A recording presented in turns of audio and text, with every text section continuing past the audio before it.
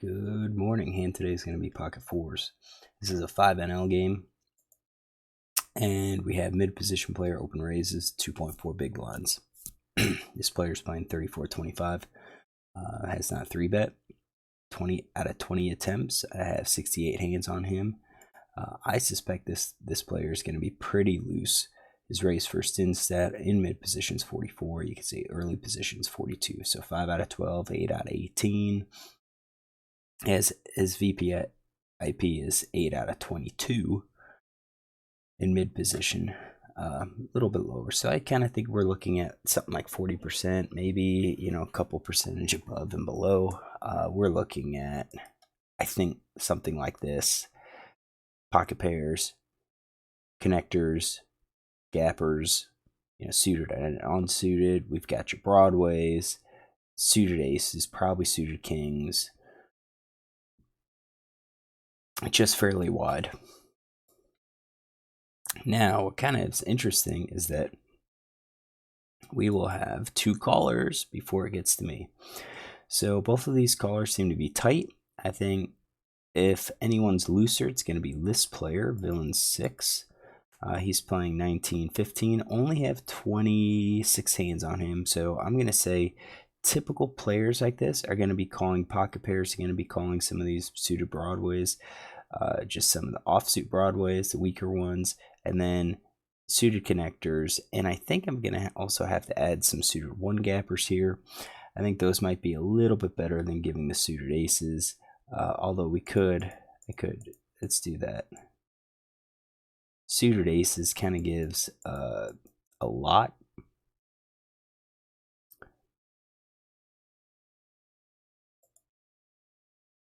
Let's do that. I think that might be a little bit better.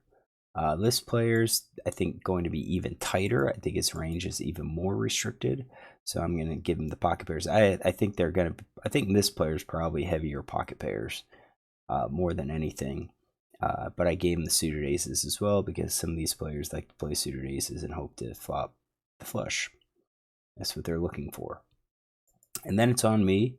I look at my 3-bet, my button versus mid position play, and I've got 3-bet or 3-bet and call range. 5s or 4s are in my range. I don't like raising here. Villain, the pre-flop raiser, has 28, almost 29 big blinds.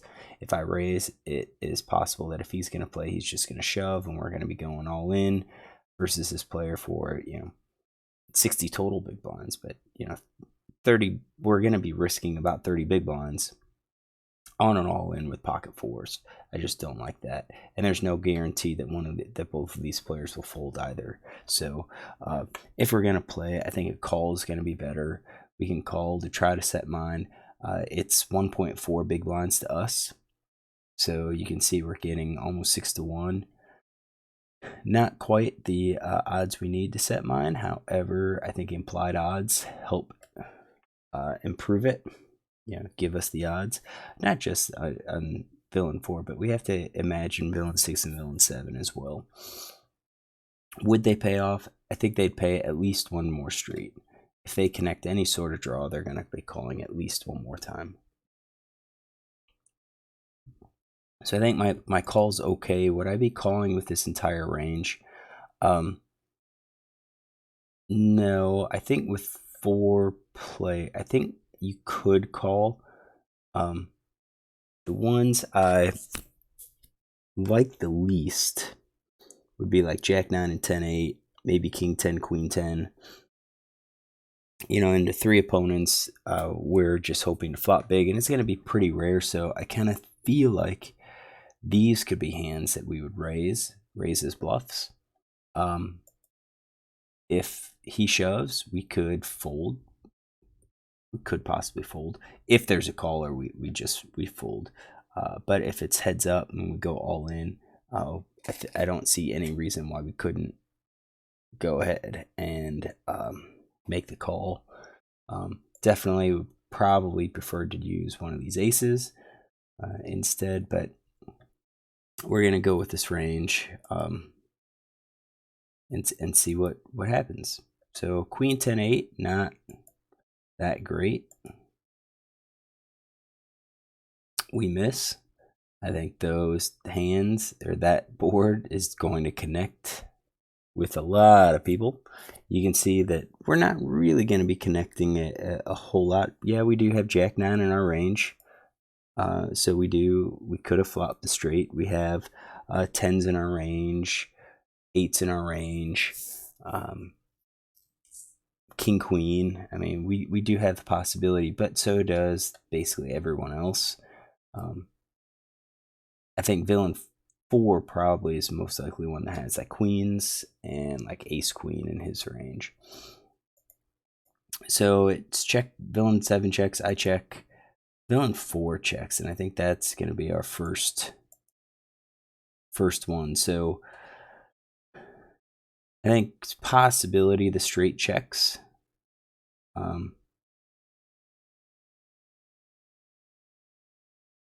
going to set straight at 50%. So he checks. I don't think a set. I don't think a 2 pair checks. I don't think over pair checks. I don't think top pair checks. I think possibly jacks will check. I think we are looking there. Would an open-ended straight draw check? So if he's got ace jack, king jack, 9-7. Let's see his c-bet stats. Yeah, I think he could probably check those. So I think we're gonna leave those in his range. So I don't think the checks. I don't think my check or villain 7's check gives any information about the hand. I think our first check, when it comes from the preflop raiser, starts to narrow his range down a bit. And then the last player who had the option of raising or of betting and trying to take the pot down chose not to. So again, I think sets and 2 pair are out. I think top pairs out. I'm going to say jacks are out and the middle pairs are out too. So I think with those, he's gone. I don't know if he would bet with the straight draw, but definitely 2 players down. 2 players have weaker ranges. So now moving forward, I'm going to look at hoping to get a low card. If villain 7 checks, then I think we have an opportunity to bet. That's not a card that I was looking for. So I think ace is probably one of the worst cards. And then I'm going to say ace and king are probably the 2 cards that are going to be pretty bad for us. Because if an ace comes, there's going to be a lot of ace x hands out there. Someone's not going to fold now to any bet. Any chance of bluffing and picking up the pot is out the window now. With king, it's going to be harder for us to pick up the pot because I think anyone with jack is now going to be calling for sure. That's going to give him open-ended straight draw. We do have a couple of king jacks. I think it most likely would have been like king jack. They're calling. King 9 maybe. They're calling. Or I suspect they would call. So ace is by far the worst. Queen, I think, would have been good. 10 and 8, not so good. I think they are kind of in the range. We could continue betting. We could kind of bet to rep those types of hands. I think that would be consistent with our flop check. So now my plan of betting here is going to be tossed out the window. I don't think there's any chance that we're going to bet and pick up this hand. Not up against 3 other opponents. So we're going to say this villain here checks here. Would he have checked straights and sets? Nah, I don't think so. I think he had the opportunity to bet. Could still be top pair, but I think he could be tricky with the straight. And actually, maybe he is because he's pretty tight. Just looking now to check raise. Maybe. Yeah. King jack. Is that right? Yeah, Jack gives the straight. Yeah, they're not folding. That was just a horrible hand. Horrible turn for us. We're gonna do that. We're gonna give him top pair plus. Or top pair and all the rest. So then it's on us. I think here's where we could have where we could be betting. I think definitely the straight I would be betting. And I think we're gonna change these. I think the set's probably betting too. We're gonna bet the set to try to get some value. Like the lone jack might call, like a jack 10 might call. 10-9, 8-9, queen jack. I think those could all call. So maybe bet with our sets, straight sets, 2-pair. Top pair might be the cutoff where we can just check our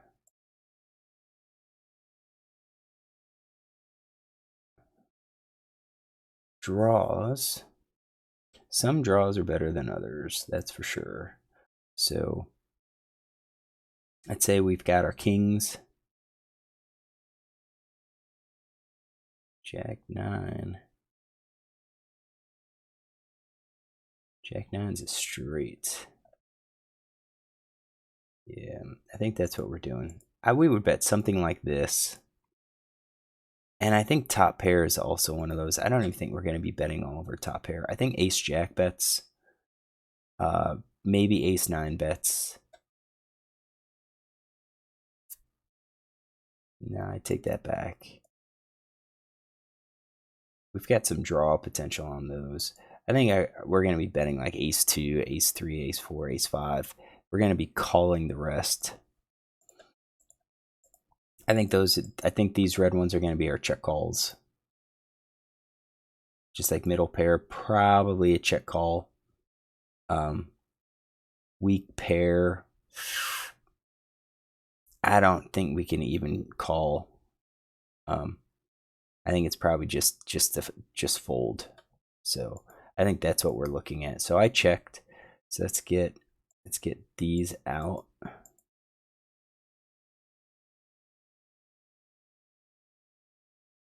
And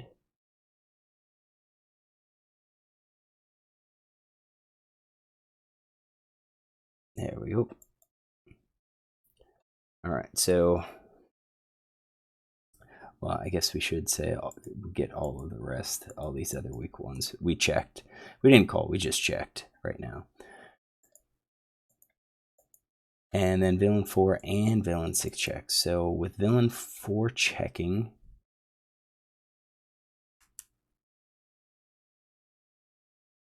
I'm going to eliminate the straight. I'm going to eliminate 2-pair. I don't know why top pair didn't bet. So I think we're looking at something like this. And he does have his draws. And when we go to the last guy, again, he should be betting his straight. He should be betting probably 2-pair and probably top pair. So we're looking at something fairly weak again for him. Villain 7 is the unknown, and I suspect he's going to be the strongest that's out there. So 3 diamonds hits. Villain 7 checks again. Question is, would he check 3 times with a weak card? I think he could check easily with all of those, and maybe even has some of the straights and 2 pairs. Maybe even top pair that is a weak kicker. So he checks. I think with my hand we check too. Obviously, if we've just connected with the set, we're going to be betting, or I think we would try to bet. I think top pair we can go for a little bit of value now with ace jack, ace 9. Maybe we get called, but we're going to be overly weak as well. Villain 4, villain 6 checks. So same types of patterns. You know, I don't think anyone's going to be super strong. We've got, you know, those types of hands, weak pairs, any of these pairs that are just going to be beating us. Let's get all of those, and we finally get to showdown. So pocket 6s for this player, and that's in his weak pair. It is consistent, very consistent with how he played it. So we're going to take a note here.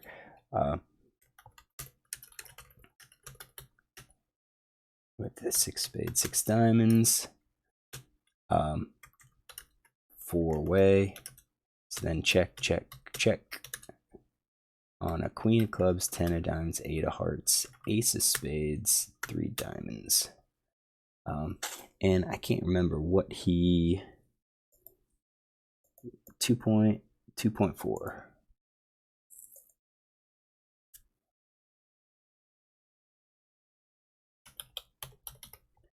All right.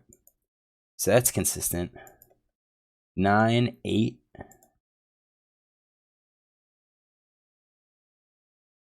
Well, I didn't have the offsuit, but I did have a 9-8 in there, the weak pair. So we're going to definitely take a note. So he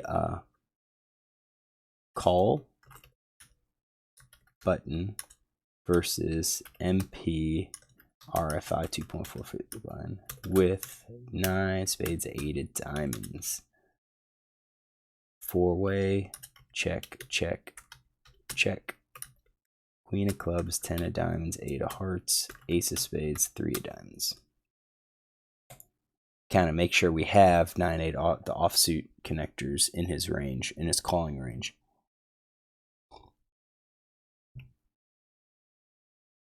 And last guy, pocket sevens. That's in his range. It is consistent 100%. So we will, again, also take a note. I don't think we need his post-flop stats, but call MP RFI 2.4 big blind and button caller. So call from versus MP and button caller with 7 hearts, 7 diamonds. I think we'll leave it at that. So we had just 3 pocket pairs out there. Could we have bet and won this pot? Definitely, we could have bet and won this pot.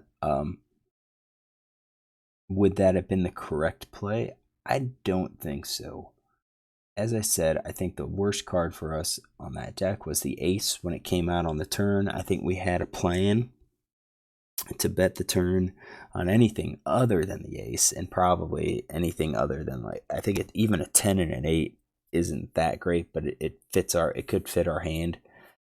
King could be okay. I think ace and king are the 2 cards that I wouldn't see bet, but ace is by far the worst. Once it goes check, check, check, check, check, I think we could bet again on the flop or on the river to try to, bluff at it. But versus 3 opponents, I don't think the bet's going to be big enough. Pot's 9, we would have to go, maybe over bet the size of the pot. That would be the play, but why? We've only invested 2.4 big blinds. That's it. One of our big blinds was already in there because we were the blind. But yeah, I think it's just how it ran out. It ran out poorly for us with that turn. So, all right. Hopefully you enjoy this. If you do, look tomorrow for another hand.